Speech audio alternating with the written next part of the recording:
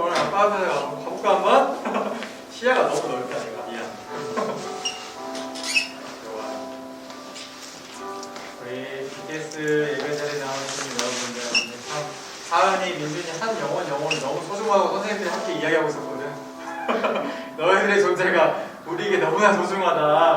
야, 할렐루야. 우리 사순절인데 지난주에 서른회를 나누면이라는 찬양 함께 나누었었는데 예수님이 공생을 시작하신 게 30살이었어요. 30살. 그래서 서른회 예수님의 시선으로 예수님의 마음을 생각하면서 우리 만든 찬양인데 함께 이 찬양 함께 나눠보겠습니다.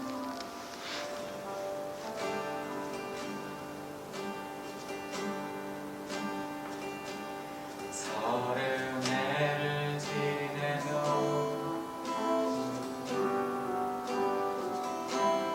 내가 본 것들 무너진 집 낡은 식탁 그리고 모습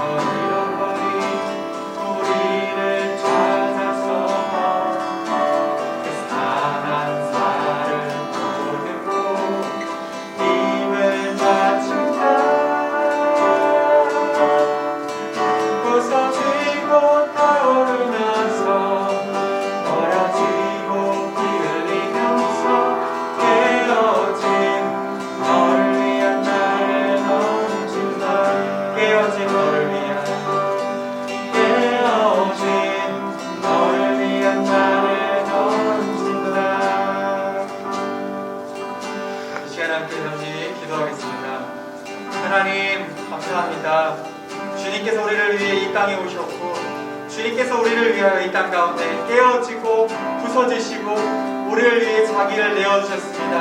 하나님 이 시간에 그 사랑을 힘입어서 그 은혜를 힘입어서 하나님 앞에 예배드립니다. 그 능력 힘입어서 주님 앞에 나아갑니다. 이 시간 예배하는 우리 민준이, 하은이 그리고 모든 선생님들이 예배드리는 가운데 주님 함께하여 주시고 오늘도 우리에게 말씀하여 주시옵소서. 감사합니다. 주님 우리를 주님의 길로 인도하여 주시옵소서. 사랑하는 예수님의 이름으로 기도드립니다. 아멘.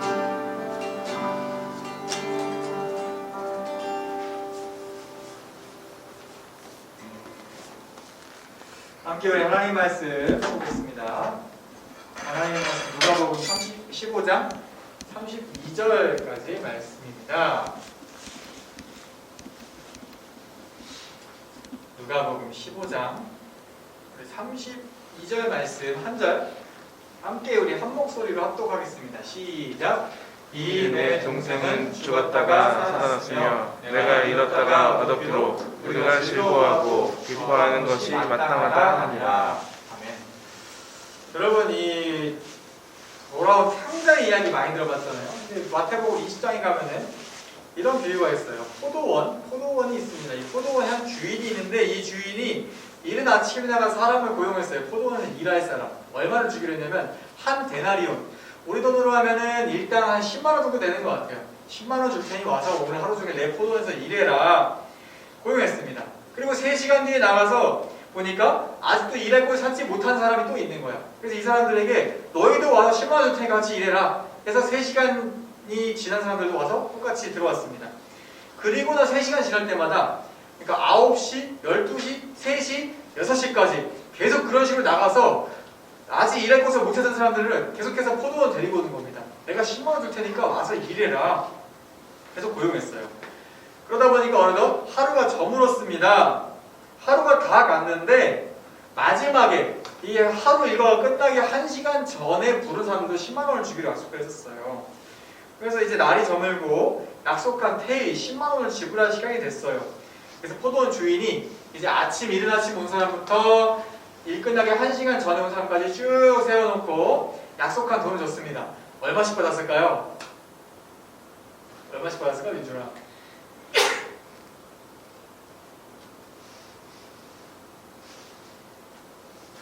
10만 원씩 받았겠죠? 10만 원씩 주기로 했으니까 이렇게 내가 뭐 함정을 판 게 아니야 이거. 있는 그대로 내가 보통 물어보거든. 그러니까 이른 아침에 약속했던 10만 원 주고 9시 약속했던 10만 원 주고 12시에 온 사람 약속했던 10만 원 주고 3시에 약속했던 사람 10만 원 주고 일 끝나기 1시간 전에 온 사람에게 약속한 10만 원을 줬습니다. 여러분도 이게 공정하다고 생각하시나요? 하나는 어떻게 생각해? 안 공정하지? 민준이 어떻게 생각해? 안 공정하지, 맞아요. 이게 우리 관점에서 되게 이상한 얘기입니다. 되게 이상한 얘기예요. 성경에는 그래서 근데 이 사람들도 마찬가지였어. 그래서 이른 아침에 온 사람들이 따졌어. 우리는 하루 종일 이게 더운 사막에서 수고하고 더위를 견디며 일했는데 조금 전에 와서 1시간밖에 일하지 않은 사람들이 우리가 똑같이 10만 원 받는 게 말이 됩니까? 따졌습니다. 그래서 주인이 대답했어요. 내가 당신들한테 잘못 혜원이 어서와. 할렐루야. 혜원이 오랜만에 왔네. 주인이 대답했어요. 내가 당신들한테 똑같이 10만 원 주기 약속해서 10만 원 줬는데 뭐가 잘못이냐? 여러분 어떻게 생각하세요? 혜원아 지금 상황이 어떤 상황이냐면은 이른 아침에 온 사람한테 10만 원을 주기로 약속하고 고용했어. 3시간 뒤에 아침 9시에 온 사람한테 10만 원 주기로 약속하고 고용했어. 12시에 온 사람한테도 10만 원 주기로 약속하고 고용했어. 3시, 6시도 똑같이 고용했어. 그리고 하루가 끝나서 이제 지불을 하는데 10만 원씩 약속했잖아. 다 10만 원씩 줬더니 제일 먼저 온 사람들이 따진 거야. 우리는 아침 일찍부터 하고 저 사람들은 일 끝나기 1시간 전에 왔는데 똑같이 10만 원씩 받는 게 말이 됩니까? 혜원이는 어떻게 생각해? 말이 안 돼요. 나왔어요. 그러자 주인이 그렇게 따지니까 이렇게 대답했어. 내가 당신은 잘못한 게 없다. 왜냐면은 나는 아침에도 10만 원 약속했고 전부 다 10만 원 약속한 돈 다 주지 않았냐? 근데 뭐가 잘못이냐? 여러분 어떻게 생각하세요? 반박할 수 있어요? 하나님 어떻게 생각해? 약속했잖아, 그치? 아침에도 10만 원 주기로 하고 저녁에 10만 원 주기로 하고. 어떻게 생각해? 이 주인은 내 뜻은 주인이 이 포도원 비유에서 이렇게 이야기해요. 내 주인인 나의 뜻은 내가 하고자 하는 바는 마지막에 온 사람들까지도 빠짐없이 당신들처럼 10만 원을 주게 하신 내가 바라던 바였습니다. 이렇게 설명합니다. 이게 사실은 이 말씀이 요즘 시대에 우리가 나누기 되게 애매하고 이게 무슨 말씀이야? 이럴 수도 있는 그런 말씀이에요. 근데 사실 이 말씀을 시작할 때 이런 설명이 있습니다. 천국은 마치 포도원 주인과 같으니 라는 말로 시작해요. 사실은 이 주인이 천국이 이 주인과 같다 이렇게 얘기하는 겁니다. 그럼 천국이 이렇게 불공정한 세상이냐 이렇게 생각하기 쉽잖아요. 그게 아니에요. 오늘 이야기하고자 하는 바는 공정성의 기준이 너무나 다르다. 우리가 생각하는 공정함의 기준과 하나님의 공정함의 기준이 참 다르다를 보여주고 있어요.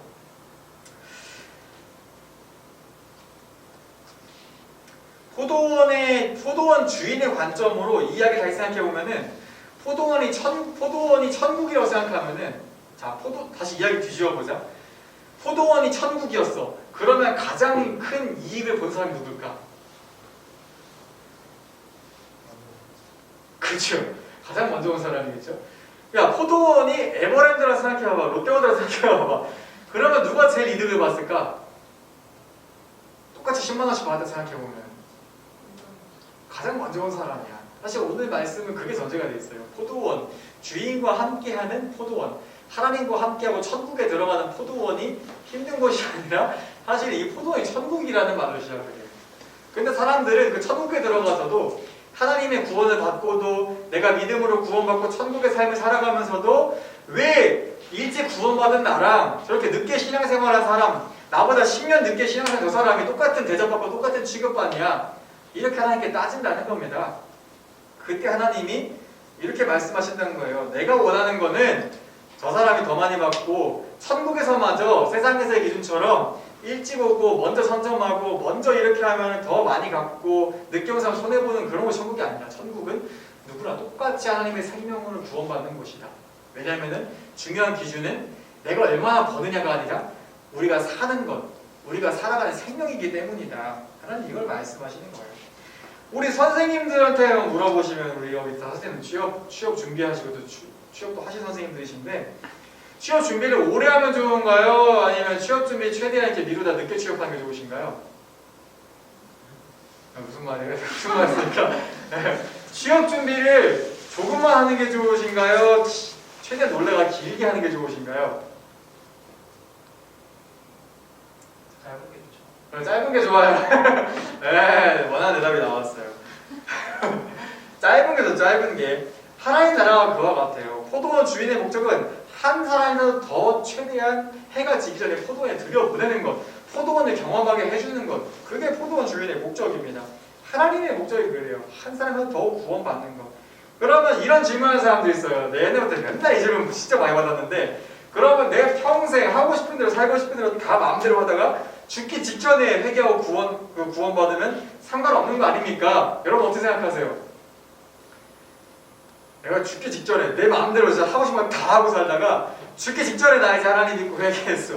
구원받았어. 그럼 이 사람 구원받을까? 어떻게 생각하시나요? 이런 생각 해본 적 없어요? 저만 해봤어요? 이 질문 되게 많이 들어봤는데 옛날부터. 이건 이제 천국에 대해서 한 가지 오해를 하고 있는 건데 물론 구원은 하나님이 주시기 때문에 이건 제가 뭐 구원 받는 못 받는다 얘기할 수 없어요. 진심이면 뭐 구원 받을 수 있겠죠. 근데 중요한 거는 그 사람의 이 질문의 전제는 이거예요. 천국과 이 세상 중에 어디가 더 좋은 곳인가? 천국의 삶과 이 세상의 삶 중에 무엇이 더 좋은 삶인가? 이 사람의 기준은 이미 이 세상이 너무나 좋은 삶이야. 천국을 미고 싶은 걸 미루는 삶이지. 근데 하나님 나라의 가치를 안다면은 우리 밭에 감추어진 부활을 발견한 사람은 집 팔고 땅 팔고 냉장고 팔아서 그 밭을 사잖아요. 최대한 빨리. 천국이 얼마나 좋은 것인 걸 안다면은 이 질문이 얼마나 어리석은지 우리가 알게 되죠. 굳이 일부러 그런 선택을 할 필요가 있을까? 오늘 나누는 누가복음 말씀이 사실은 이러한 맥락과 매우 관련이 깊어요.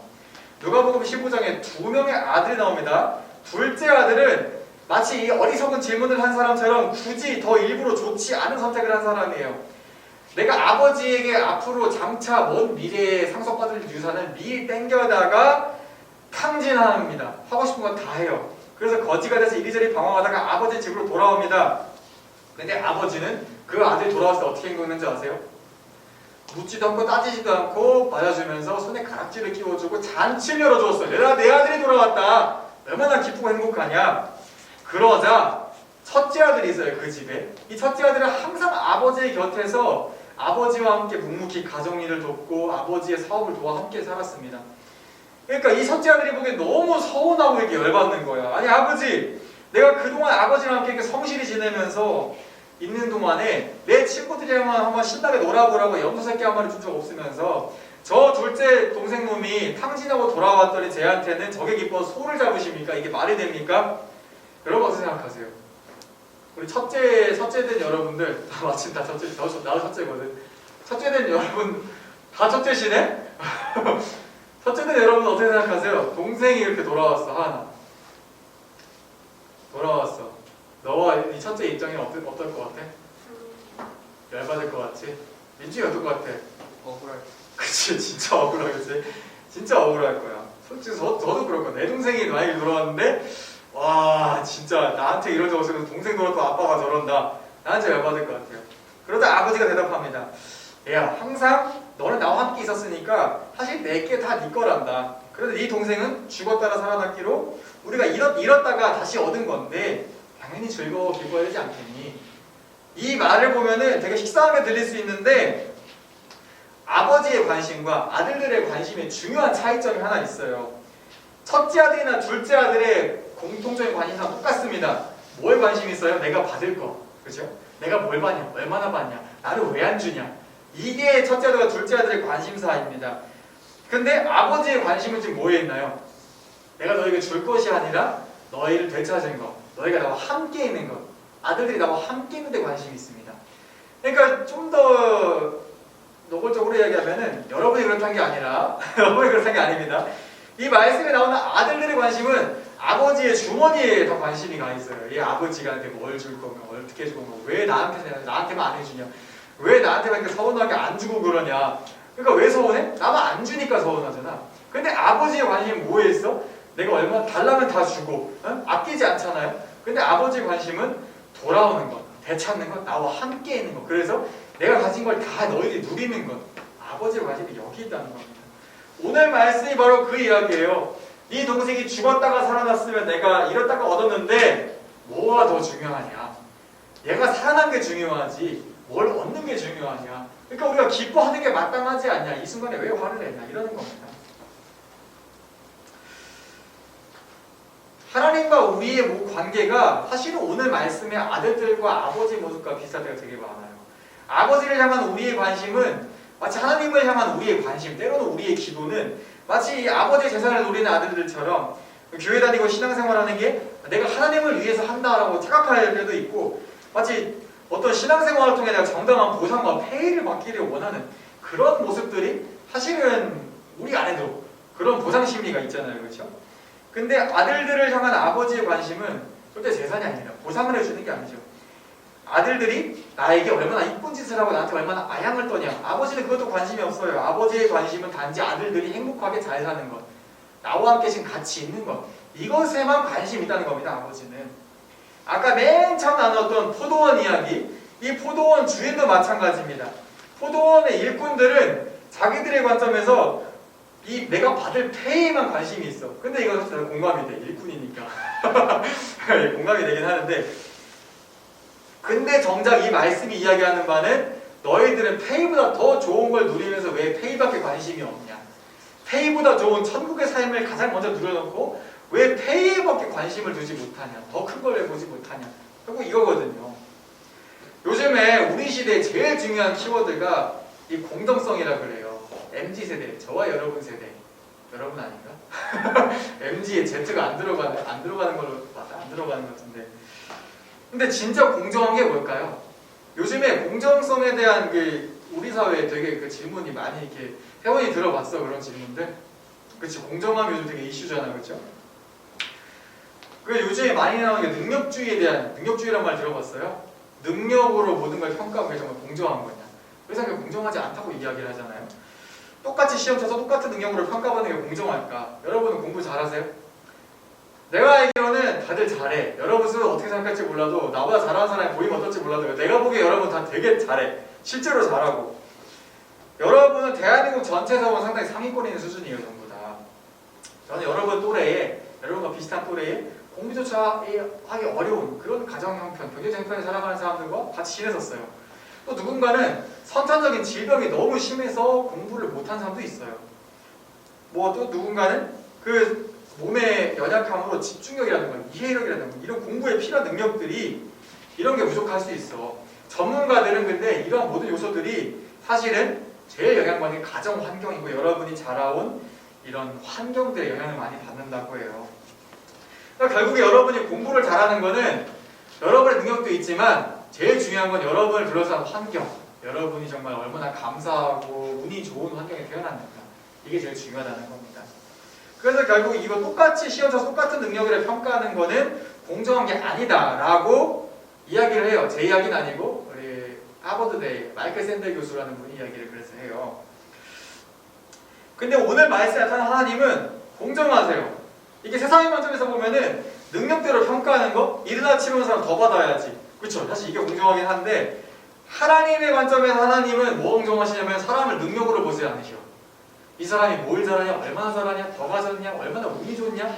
사실 세상에서는 이게 노력해도 될 일이 아니잖아요. 그렇죠?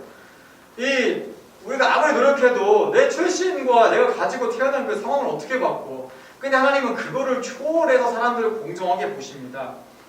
그러다 보니까 능력이 뛰어난 사람이나 연약한 사람이나 모두에게 바라시는 것, 그 사람들이 다 생명을 살리는 것, 그 사람 다 구원을 받는 것, 하나님과 함께 있는 것, 하나님의 관심은 거기에 있다는 거예요. 하나님의 관심은, 여러분을 향한 하나님의 관심은 여러분을 평가하는 게 아닙니다. 여러분이 얼마나 교회 잘 다니냐, 예배 잘 드리냐, 얼마나 성실히 살아가고 얼마나 또 많은 일이 이루느냐, 이거 물론 좋은 일이지만 하나님의 관심은 여러분을 그렇게 평가하는 게 아니에요. 여러분을 살리기를 원하십니다. 이제 말씀을 정리하겠습니다. 여러분은 누가복음에 나오는 이 첫째 아들이든 둘째 아들이든 이런 사람들을 닮지 마시기를 축원합니다. 아버지를 닮아가세요. 하나님을 닮아가세요.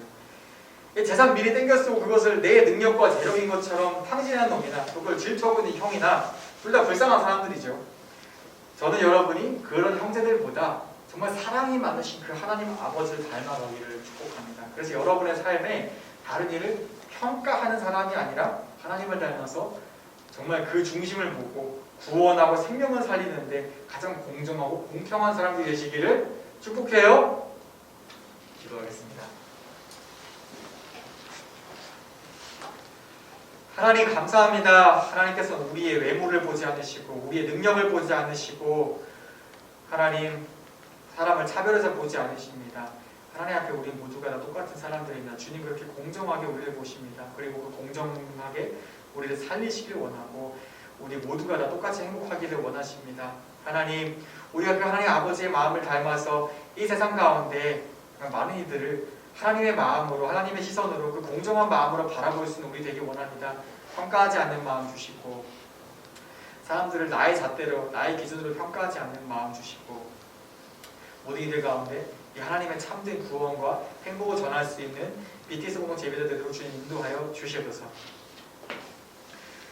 이제는 우리 주 예수 그리스도의 은혜와 하나님 아버지의 크신 사랑하심과 성령님의 교통하심이 하나님 아버지를 닮아 공정한 마음으로 사랑의 마음으로 세상 모든 이들을 품고 사랑하게 노를 결단하는 모든 예배자들 가운데 함께 계시기를 축원하옵나이다. 아멘. 하나님께 영광의 박수 돌리겠습니다. 할렐루야.